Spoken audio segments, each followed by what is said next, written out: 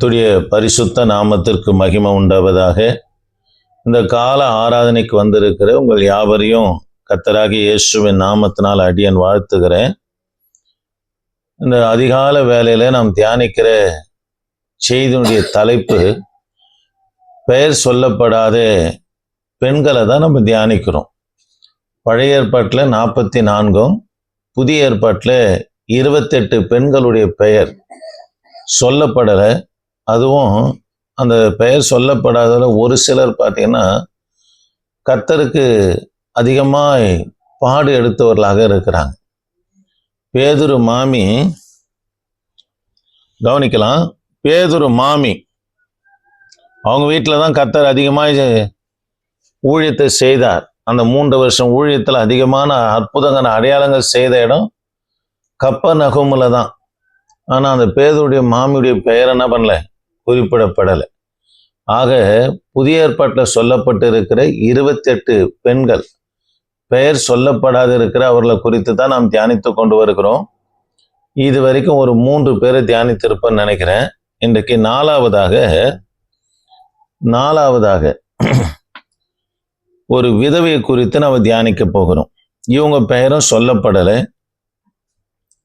இதுக்கு நீங்க தலைப்பு என்ன போடணும்னா, பிடிவாதமான விதவை. இவங்க பெயர் சொல்லப்படலை. திரும்ப சொல்றேன், பிடிவாதமான விதவை, இவங்க பெயரும் சொல்லப்படலை. கர்த்தர் இந்த லூக்கா சுவிசேஷ புத்தகம் 12ஆம் அதிகாரத்துல 2 ஜெபங்களை குறித்து பேசுகிறார். ஒன்று, இயேசு கிறிஸ்து திரும்ப வர வரைக்கும் எல்லா காரியத்துக்காகவும் இடவிடாம எப்போதும் கர்த்தருடைய பிள்ளைகள் ஜெபிக்க வேண்டும் என்பதற்காக 1-8 வரைக்கும் லூக்கா சுவிசேஷ புத்தகம் 18ஆம் அதிகாரம் 1-8 வரைக்கும் ஜெபத்தை குறித்து கர்த்தர் பேசுகிறார். திரும்ப சொல்றேன், கவனிங்க, கவனமா கேளுங்க. ஆண்டவர் திரும்பவும் பரமேறி போயிருக்கிற இயேசு கிறிஸ்து திரும்ப வர வரைக்கும் எல்லா காரியத்துக்காகவும் ஆண்டவரிடத்துல இரவும் பகலும் ஆண்டவரே நோக்கி ஜெபிக்க வேண்டும் என்பதற்காக, அவரே கேட்க வேண்டும் என்பதற்காக ஆண்டவர் ஒரு ஓமையை சொல்றாரு. அதுவும் ஜெபந்தான். கவனிங்க, அதுல ஆண்டவர் குறிப்பிடும்போது அந்த அநீதி உள்ள நியாயாதிபதியை செய்ததை சிந்தித்து பாருங்க. அவனே இறங்கி அதாவது நியாயத்தை தீர்ப்பானா, ஆண்டவர் தம்மால தெரிந்து கொள்ளப்பட்டவருடைய விஷயத்துல பொறுமையா இருந்தாலும் கர்த்தர் இரக்கம் செய்யாம, அதாவது பதிலளிக்காம இருக்க மாட்டார் என்று சொல்றார். ஆக ஆண்டவருடைய பிள்ளைங்க இயேசு கிறிஸ்து வர வரைக்கும் அவரையே நோக்கி எல்லா காரியத்துக்காக பார்க்க வேண்டும் என்பதற்காக ஆண்டவர் ஒரு ஜெபத்தை குறித்து சொல்றார். இரண்டாவது ஜெபம் லூக்கா சுவிசேஷ புத்தகம் 18ஆம் அதிகாரம் 9-14 வரைக்கும் நீங்க வாசித்து பார்ப்போம்னா, ஆயக்காரன் பரிசேயனுடைய ஜெபத்தை குறித்து சொல்றார். இந்த ஜெபத்துல மனத்தாழ்மையோடு ஜெபிக்கிறவருடைய ஜெபத்தை தான் கர்த்தர் அவனை ஏற்றுக்கொள்வார் என்று சொல்லி இந்த இடத்துல சொல்றார். தேவ பிள்ளைகளை கவனிங்க, நம்முடைய நீதி நிமித்தம், நம்முடைய கிரியைகள் நிமித்தம் நம்மளை கர்த்தர் ஆஸ்வதிக்க மாட்டார். தேவ பிள்ளைகளை மனத்தாழ்மையா இருக்கணும். எதை குறித்தும் எந்த பெருமை, நான் இந்த காணிக்கை கொடுத்தேன், அதை பண்ண இதை பண்ண என்ற பெருமை நமக்குள்ள இருக்குமானா அவர்களை கர்த்தர் பாவியாக பார்க்கிறார். தன் பாவங்களை ஒப்புக்கொண்டு யார் தன்னை தாழ்த்துகிறானோ அவனை கர்த்தர் நீதிமானாய் பார்க்கிறார். அந்த ஓமை, 2வது ஓமையும் பரிசேயன் ஆயக்காரனை குறித்து கர்த்தர் அவனை பேசுகிறார். ஆமென். சரி, இதுல இந்த ஓமையில 3 பேர் வராங்க. 1 அநீதியுள்ள நியாயாதிபதி, 2வது ஏழை விதவை, 3வது கர்த்தர் வருகிறத பார்க்கிறோம். இந்த 3 பேரை குறித்து தான் நம்ம இன்னைக்கு பார்க்க போறோம். முதலாவது, இந்த நியாயாதிபதி எப்படிப்பட்டவன்னா, தன்னை குறித்து மட்டும் யோசிப்பான். மற்றவர்களை குறித்து கவலைப்படுவோ அவர்களை ஒரு பொருட்டாவோ நம்ம எண்ணவே மாட்டான். ஆகவேதான் கவனிங்க, வாசிக்கலாமா? இல்லை 6ஆம் வசனத்துல பாருங்க. 6ஆம் வசனத்துல இல்ல 5ஆம் வசனம், அந்த விதவை என்னை எப்போதும் தொந்தரவு செய்கிறபடியா அவள் அடிக்கடிக்கு என்னை வந்து என்னை அலட்டாதபடிக்கு அவளுக்கு நியாயம் செய்ய வேண்டும். என்னை அலட்டாதபடிக்கு அவளுக்கு நியாயம் செய்ய வேண்டும் என்று சொல்றார். நீதியை பார்க்கல, வழக்க பார்க்கல. ஆனா இவன் யாரை குறித்து சிந்திக்கிறான்னா தன்னை குறித்தே சிந்திக்கிறான். அடிக்கடிக்கு வந்து என்ன பண்றான், அந்த பொம்பளை தொந்தரவு செய்யறாங்க என்று சொல்லி தன்னை குறித்தே மட்டும்தான் அவனா சிந்திக்கனாக காணப்பட்டான். இப்பேற்பட்டவங்க எப்படி இருப்பாங்கன்னா மற்றவர்களை ஒரு பொருட்டாவே எண்ண மாட்டாங்க. ஆமாங்க, எங்களை வயநடத்தின ஊழியக்காரு, உனக்கு ஒரு தலைவலியா, ஒருத்தர் தலைவலிக்காக ஜெபிக்க வராங்களா, தனக்கு இருக்கிறது போல அந்த தலைவலியை பாரத்தோடு ஜெபிச்சேன்னா கர்த்தர் இறங்குவாருன்னாரு. கவனிக்கலாம். அப்போ மற்றவங்க மேல என்ன பண்ண கரிசனை செலுத்தி ஜெபிக்கணும்னு சொல்லி ஜெபத்தை குறித்து சொல்லி கொடுத்தாங்க. இவன் தன்னை குறித்து மாத்திரம் சிந்தனை உள்ளவனாகவும் தன்னை குறித்து மாத்திரம் யோசிக்கணுமாக இருக்கிறதுனால மற்றவர்களை ஒரு பொருட்டாகவே நினைக்க மாட்டான். யாரு? இந்த அநீதி உள்ள நியாயாதிபதி. ரெண்டாவது, இவன் லஞ்சம் கொடுத்தாதான் நம்மனா செயல்படும். இந்த ஏழை விதவினால ஒரு பைசாவும் இவனுக்கு கொடுக்க முடியல. அதனால இவன் என்ன பண்றான்னா நாளைக்கு வா என்று சொல்லி ஒவ்வொரு நாளும் நாளை கடத்துவனாக காணப்பட்டான். அதுதான் சொல்லப்படுது, இவ இரவும் பகலும் என்னை வந்து தொந்தரவு செய்யாதபடி இவளுடைய நியாயத்தை நான் என்ன பண்ணுவேன், தீர்ப்பன் என்று சொன்னான். அப்போ இவன் ரெண்டாவது காரியம், இவன் லஞ்சம் கொடுத்தாதான் அவனா இந்த நியாயாதிபதி செயல்படுவனாக காணப்பட்டான். சரி, ரெண்டாவது காரியம் விதவை. இந்த விதவையுடைய கடனை குறித்து கிரேக்க ஆசிரியர்கள் சொல்லுகிற குறிப்பு வேதாந்தத்தில் சொல்லப்படலை, கிரேக்க ஆசிரியர்கள் சொல்லப்படுகிற குறிப்பு. ரெண்டாவது யாரை குறித்து சொல்றேன்? விதவையை குறித்து சொல்றேன். இந்த ஏழை விதவையை குறித்து சொல்றேன். இவங்களுக்கு இருந்த ஒரே வீடு அடகு வைக்கிறாங்க. இவங்க பணம் செலுத்த முடியாத கால அவகாசம் வருது. வீடும் இவங்களை விட்டு பறி போயிடுது. பறி போனாலும் ஆண்டவர் ஒரு நியாயப்பிரமாணம் கொடுத்திருக்கிறார். ஜூபிலி வருஷம் சொல்லி ஒரு நியாயப்பிரமாணத்தை கொடுத்திருக்கிறார். அந்த நாட்களில் எது அழகாக சொத்து எதிராக எடுத்து கொள்ளுகிறானோ அந்த வருஷத்துல அவங்களுக்கு என்ன பண்ணிடணும், திருப்ப செலுத்திடணும். ஆனா தேவ பிள்ளைகளை இந்த விதவிக்கு அவன் என்ன பண்ணா, தான் ஒரே வீடு போயிடுச்சு, 50-49 வருஷம் காத்து இருக்கிறாங்க. எப்படி ஆகிலும் என்னுடைய வீடு என்ன பண்ணும், வந்துடும் காத்துன்னு இருக்கிறாங்க. ஜூபிலி வருஷமும் வந்தது. ஆனா இவங்க அந்த வீட்டை என்ன பண்ண, அந்த இவங்களுடைய எதிராளியே இவங்க வீட்டை திருப்ப தரல. ஆகவேதான் இவங்க இந்த ஏழை விதவை தன்னுடைய வழக்கை யாரிடத்துல கொண்டு போறாங்க, அநீதி உள்ள நியாயாதிபதி இடத்துல நம்ம கொண்டு போறாங்க. இதுல ஒரு வசனம் இருக்குது, 3ஆம் வசனத்துல பாருங்க. 3ஆம் வசனத்துல 4 பேரை பார்க்கிறோம். இன்னொன்று வந்து பிசாசு. 3வது காரியம் பிசாசு. அந்த பட்டணத்துல ஒரு விதவை இருந்தா அவனிடத்தில் போய் எனக்கும் என் எதிராளிக்கும் இருக்கின்ற காரியத்தில் எனக்கு நியாயம் செய்ய வேண்டும் என்று விண்ணப்பம் பண்ணினார். எதிராளி இது யாரை குறிக்குன்னா பிசாசை குறிக்குது. பிசாசை எப்பவுமே நம்ம இடத்துல இருந்து எடுக்க தான் பார்ப்பானே தவிர அவனால எந்த காரியத்தையும் கொடுக்கவே முடியாது.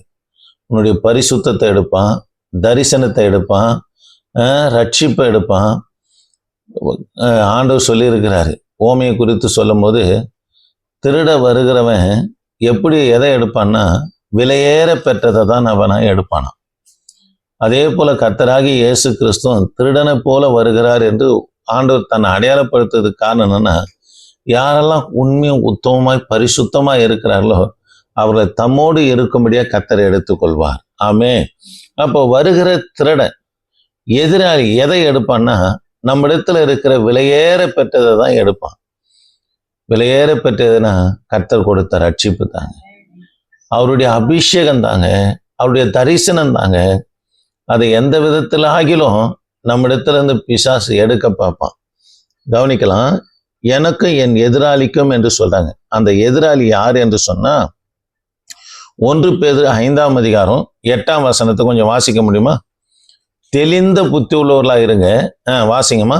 வாசிங்க, வேகமாக வாசிங்க. 1 கொரிந்தியர் 5ஆம் அதிகாரம், 1 பேதுரு 5ஆம் அதிகாரம், 1 பேதுரு 5ஆம் அதிகாரம் 8ஆம் வசனத்தை கொஞ்சம் வாசிப்போம். 8ஆம் வசனம் பாருங்க. தெளிந்த புத்தி உள்ளவர்களாக இருங்க. தெளிந்த புத்தின்னா எப்போதும் ஜெபம் பண்ணுங்க, விழித்திருங்க.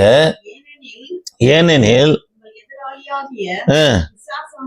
உன் எதிராளியான பிசாசானவன் பாருங்க, போலியான சிங்கம், கெர்ஜிக்கிற சிங்கத்தை போல யாரை விழுங்கலாமோ என்று வகை தேடி சுற்றி திரிகிறானா. பிசாசுடைய காரியமே என்னன்னா, யாரை விழுங்கலாம், யாரு குடும்பத்தை கெடுக்கலாம், யாரு குடும்பத்துல பிரச்சனையை உண்டாக்கலாம், யாருடைய தரிசனத்தை அழிக்கலாம், ரட்சிப்பை அதாவது சீர்குலைக்கலாம் சொல்லி கெர்ச்சிக்கிற சிங்கத்தை போல நம்முடைய ஆண்டவர் யூதராஜ சிங்கம், இவன் போலியான சிங்கம், இவன் சுற்றி திரிகிறான். அதாவது யாரை விழுங்கலாமோ என்று சொன்னா அழிக்கும்படியா, யாரை அழிக்கலாம், யாருடைய தரிசனத்தை அழிக்கலாம், யாருடைய குடும்பத்தை அழிக்கலாம் என்று சொல்லி சுற்றி திரிகிறானா பிசாசு. அல்லேலூயா. சரி, யாரை பார்த்தோம்? அநீதியுள்ள நியாயாதிபதி. அவன் எப்பேற்பட்டவன்? தன்னை குறித்து மட்டும் யோசிப்பான். ஆகவே மற்றவங்களை ஒரு பொருட்டா எண்ணவே மாட்டான். 2வது, அவன் லஞ்சம் கொடுத்தாதான் செயல்படுகிறவன். 2வது காரியம், விதவையை குறித்து பார்த்தோம். இவங்க காத்து இருக்கிறாங்க. அடகு போன நம்முடைய வீடு எப்படியாகிலும் வரும் என்று காத்து இருக்கிறாங்க. அந்த ஜூப்ளி வருஷத்துல காத்திருந்து அவங்களுக்கு என்ன கிடைக்கல. அதனால நியாயாதிபதி என்ன பண்ண நாடுறாங்க. 3வதாக தெய்வ பிள்ளைகளே, இந்த எதிராளியான பிசாசு இந்த எதிராளி யாருன்னா பிசாசு. இவனுடைய காரியமே யாரை விழுங்கலாமோ. சிலர் என்னதான் உபதேசம் கேட்டு பாறான், பள்ளியில் சீனேன்னு. அதுக்கு ரட்சிப்புனான்னு தெரியாது, எப்போ அன்புனானு என்னன்னு தெரியாது, இறக்கண்ணானு தெரியாது, தேவனுடைய நடத்தல்னானு தெரியாது. அந்த பன்னாடெல்லாம் இருக்கிறத விட போகிறதே ரொம்ப நல்லது. கவனிங்க, கர்த்தருடைய பிள்ளைகளை கவனிங்க. ஆண்டுடைய பிள்ளைங்க எதிராளி நமக்கு எப்போதும் இருக்கிறான். ஆண்டுடைய பிள்ளைகளுக்கு அவன் யாரு? பிசாசு. அழிக்கலாமோ என்று நம்மனா வகை தேடி சுற்றி திரிவனாக காணப்படுவோம். 3வதாக தேவனை குறித்து நம்ம பார்க்கிறோம். பாருங்க, அந்தப்படியே 7ஆம் வசனம் பாருங்க. அந்தப்படியே தேவன் தம்மை நோக்கி இரவும் பகலும் கூப்பிடுகிற தம்மால் தெரிந்து கொள்ளப்பட்ட விஷயத்துல நீடிய பொறுமை உள்ளவராக இருந்து அவர்களுக்கு நியாயம் செய்யாமல் இருப்பாரோ. 4வதாக யாரை பார்க்கிறோம்? இந்த ஓமையில கர்த்தரை குறித்து பார்க்கிறோம். கர்த்தர் தம்மால் தெரிந்து கொள்ளப்பட்டவருடைய விஷயத்துலதான் இரவும், அதாவது தம்மால் தெரிந்து கொள்ளப்பட்டவருடைய விஷயத்துல நீடிய பொறுமையுள்ளவராக இருந்தாலும் ஆண்டுடைய பிள்ளைங்க தான் ஜெபிக்கிறோம், சீக்கிரத்துல பதில் கிடைக்கல. கர்த்தரே பொறுமையா இருக்கிறார். ஆனா ஆண்டவர் பதில் அளிக்காம இருக்கவே மாட்டார் என்று சொல்லி இங்கே 4வதாக தேவனை குறித்துனவனை இந்த இடத்துல பார்க்கிறோம். அல்லேலூயா. சரி, இப்ப கவனிங்க. இந்த சம்பவம் எங்க நடக்குன்னா பெரேயா என்ற பகுதியில தான் கர்த்தர் இந்த ஓமையை குறித்து பேசுகிறார். பெரேயா பகுதியில கர்த்தர் பேசுகிறாரு. தேவனால் தெரிந்து கொள்ளப்பட்ட பிள்ளைங்க இரவும் பகலும் ஜெபிக்கணும். பிற்பாடு ஒரே ஜெபமா இருந்தாலும், ஒரே ஜெப குறிப்பா இருந்தாலும் இரவும் ஜெபிக்கணும், பகலும் ஜெபிக்கணும். விழிக்கும் போதும் ஜெபத்தோடு விழிக்கணும். அது இரவு படுக்கைக்கு போகும்போதும் ஜெபத்தோடு முடிக்க வேண்டும் என்பதற்காக தான் கர்த்தர் இந்த ஓமை என்ன பண்ணனா சீஷரிடத்திற்கு கர்த்தர் சொல்லுகிறத பார்க்கிறோம். அல்லேலூயா. சரி, கவனிக்கலாம், கர்த்தருடைய வார்த்தையை கவனிக்கலாம். இந்த நியாயாதிபதி 4ஆம் வசனத்திலிருந்து பாருங்க. வெகு நாள் வரைக்கும் அவனுக்கு மனதில்லாது இருந்தது. பின்பு அவன், நான் தேவனுக்கு பயப்படாமலும் மனுஷனை மதியாமலும் இருந்தும் இந்த விதவை என்னை எப்போதும் தொந்தரவு செய்கிறபடினால் அவள் அடிக்கடிக்கு வந்து என்னை அலட்டாதபடிக்கு அவளுக்கு நியாயம் செய்ய வேண்டும் என்று தனக்குள்ளே சொல்லி கொண்டான். தேவ பிள்ளைகளே, அவன் பாருங்க, நான் நம்முடைய ஜபங்களிலே ஆண்டவரை நோக்கி அடிக்கடிக்கு என்ன பண்ண ஜெபிச்சுக்கினே இருக்கணுமா. என்ன பண்ணமா? ஜெபம் பண்ணினே இருக்கணும், இடைவிடாம நம்ம ஜெபிக்கணும். எதுக்காக இந்த ஜெபத்தை குறித்து கர்த்தர் சொன்னதுக்கு 2 காரணம் இருக்குது. ஒன்று, எல்லா காரியத்திலும் ஜெபம் இருக்கணும். காலையில துவங்குறதும் ஜெபமா இருக்கணும், முடிக்கிறதும் நமது என்னவா இருக்கணும், ஜெபமா இருக்கணும் என்றார். ஜெபம் இல்லைன்னா நமக்குள்ள விசுவாசமே இருக்காதுங்க. அதனால தான் 8ஆம் வசனத்துல பாருங்க, 8ஆம் வசனம், நீங்க இடைவிடாம கர்த்தருடைய சமூகத்துல இருக்கிறாங்க பாருங்க, அவங்களுடைய அறிக்கைலாம் பார்த்தீங்கன்னா விசுவாசத்துக்குரியதாகவே காணப்படும். பாருங்க 8ஆம் வசனத்துல, சீக்கிரத்தில் அவர்களுக்கு நியாயம் செய்வார் என்று உங்களுக்கு சொல்லுகிறேன். ஆகிலும் மனுஷகுமாரன் வரும்போது பூமியில விசுவாசத்தை காண்பாரோ என்றார். இப்போ அது மாதிரி தாங்க போகுது. இப்போ யாரும் கர்த்தருடைய சமூகத்தில் உட்காந்து செபிக்கிற பழக்கம் போயிடுச்சு. எப்போ இந்த ஆண்ட்ராய்டு செல்லு கையில் வந்ததோ அப்போவே ஜனங்களுக்குள்ள பக்தி இல்லை, பரிசுத்தம் இல்லை. பிற்பாடு தேவ சமூகத்தில் 1 மணி நேரம் 2 மணி நேரம் காத்திருப்போம் என்ற எண்ணம் இல்லாமல் போயிடுச்சுங்க.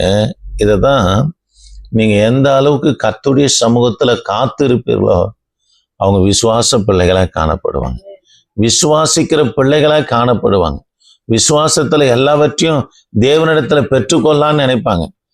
இரவும் பகலும் அவங்க கர்த்தருடைய சமூகத்தில் ஜெபிக்கிற பிள்ளைகளாக இருப்பார்லன்னா தேவனுடைய செயலுக்காக அவங்க காத்திருப்பாங்க. கர்த்தர் நமக்காக செயல்படுவார், கர்த்தர் இதை செய்வார், கர்த்தர் நம்மளை வெட்கப்படுத்த விடமாட்டாரு, கர்த்தர் நம்முடைய காரியத்தை, தானியேலின் காரியத்தை எப்படி ஜெயமா முடிய பண்ணினாரோ அது போல நம்முடைய காரியத்தை ஜெயமா முடிய பண்ணுவார் என்று சொல்லி விசுவாசத்திலே இருப்பாங்க. யாருன்னா ஜெபிக்கிற பிள்ளைகளால தாங்க முடியும். ஜெபிக்கிறவங்க தான் விசுவாசத்தோடு இருப்பாங்க. பாருங்க, இது கடைசி காலமா இருக்கிறதுனால மனுஷகுமாரன் வரும்போது பூமியில விசுவாசத்தை காண்பாரோ. தேவ பிள்ளைகளே, விசுவாசத்துல ஒருத்தரை மாத்திரம் சொல்றேன், பத்திரத்துல கையெழுத்து வைக்கப்பட்டாயிற்று. எந்த தெய்வத்தையும் நோக்கி என்ன பண்ணக்கூடாது, விண்ணப்பம் செய்வோம், ஆராதனை செய்வோம் கூடாது என்று பாபிலோன் தேசத்துல கையெழுத்து வைக்கப்பட்டு இருந்தது தானியேல் அறிந்து இரவும் பகலும், அதாவது 3 வேலையும் என்ன பண்ணறான், வழக்கம் போல போயினவனா பலகனி வழியாய் கையை உயர்த்தி ஜெபம் பண்ணிக்கினே இருக்கிறார். ஜெபம் அவருக்கு நல்லா தெரியும், நம்மளை எங்க போடுவாங்க, சிங்கக்கவில போடுவாங்க, நல்லா தெரியும். போட்டாலும் கூட தேவ பிள்ளைகளை அவருடைய விசுவாசம் என்னன்னா கர்த்தர் தானே பாதுகாப்பார். ஆமாங்க, ஜெபிக்கிற பிள்ளைகளிடத்துல தான் விசுவாசத்தையே பார்க்க முடியும். கர்த்தருடைய சமூகத்துல நம்ம ஒரு 2 நாள் உட்கார தவறிட்டோம்னா பிசாசு அவிசுவாசத்தை கொண்டு வந்துருவாங்க. ஆண்டுடைய பிள்ளைங்க எப்பெல்லாம் நீங்க காலை துவங்குறதும் மாலை முடிக்கிறதும் கர்த்தருடைய ஏவுதல் எப்பெல்லாம் இருக்கிறதோ அப்பெல்லாம் ஜெபத்துல நீங்க இருப்பீங்கன்னா நீங்க நல்லா விசுவாசிக்கிற தேவனை விசுவாசிக்கிற பிள்ளைகளா இருப்பீங்க, விசுவாசித்து நடக்கிறவர்களாக இருப்பீங்க, கர்த்தர் சொன்னது நிறைவேறும் என்று காத்திருக்கிற பிள்ளைகளா இருப்பீங்க. அதனால ஆண்டோடைய பிள்ளைங்க என்ன பண்ணணும், ஜெபிக்கணுங்க.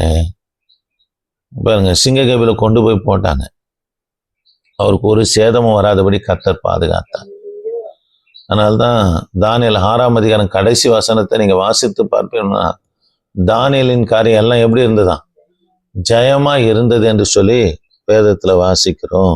அல்லேலூயா. சரி, கவனிக்கலாம். அப்போ தேவ பிள்ளைகளே, 5ஆம் வசனம் 18ஆம் அதிகாரம் 5ஆம் வசனத்தை பாருங்க. அந்த விதவை எப்போதும் என்னை தொந்தரவு செய்கிறபடியா அவள் அடிக்கடிக்கு வந்து என்னை அலட்டாதபடிக்கு அவளுக்கு இரக்கம் செய்ய வேண்டும் என்று தனக்குள்ளே சொல்லி கொண்டான் என்றான். பின்னும் கர்த்தர்